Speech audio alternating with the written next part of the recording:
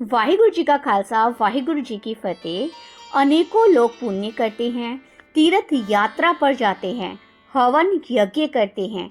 क्या उन लोगों की मुक्ति हो सकती है अथवा नहीं? गुरु नानक देव जी की साखी संतों की में आज हम इसी प्रश्नों का उत्तर गुरु नानक देव जी के मुख से सुनेंगे। वाहिगुरु जी का खालसा, वाहिगुरु जी की फतेह। साखी संतों की।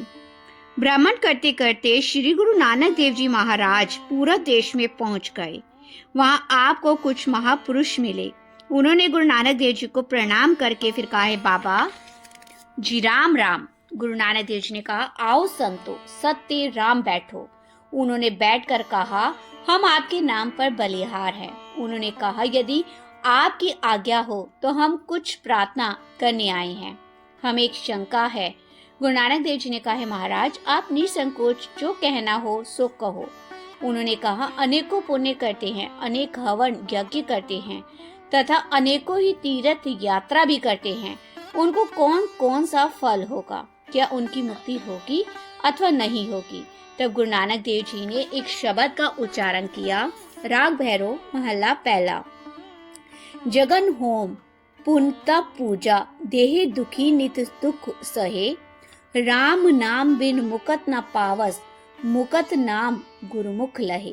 राम नाम बिन बिरते जग जन्मा, बिख खावे बिख बोली, बोले बिन नावे नेफल मर भ्रमना रहाओ।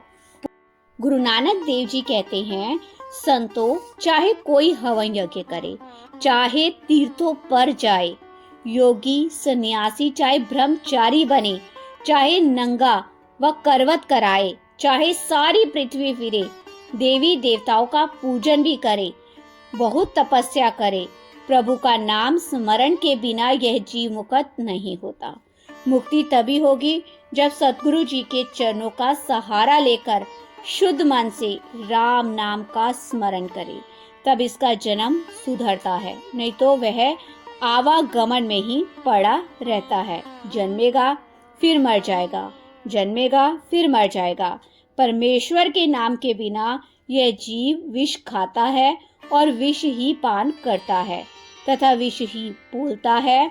इस विष व्यवहार का किया फल होगा। यह बार बार जन्मता मरता रहेगा तथा अनेकों दुख पाता रहेगा, अनेकों योनियों में भटकता रहेगा। तब महापुरुषों ने कहा, एक पुस्तकें पढ़ते हैं, एक 3 काल संध्या बंधन तर्पण आदि करते हैं, क्या उनकी मुक्ति होगी या नहीं? गुरु नानक देव जी ने कहा, यदि चारों वेद पढ़े, चाहे 3 बार संध्या आदि छक 18 बार 18 पुराण पढ़े, तब भी मुक्ति नहीं होगी। मुक्ति तभी होगी जब गुरुओं के चरणों के आश्रित होकर नाम स्मरण करे। फिर संतों ने कहा, यदि गृहस्थ को त्याग कर वन में चला जाए तो क्या मुक्ति होगी अथवा नहीं? गुरु नानक देव जी ने कहा, सभी कुछ त्याग कर दंड कमंडल लेकर वनों में भी चला जाए तो भी नाम स्मरण के बिना मुक्ति नहीं मिलती। भले ही सारे संसार का भ्रमण करे, चाहे 7 समुद्रों में स्नान करे, परंतु नाम नहीं जपता तो इसका कल्याण नहीं हो सकता। मुक्ति तो केवल शुद्ध हृदय से प्रभु नाम जपने से ही मिलेगी।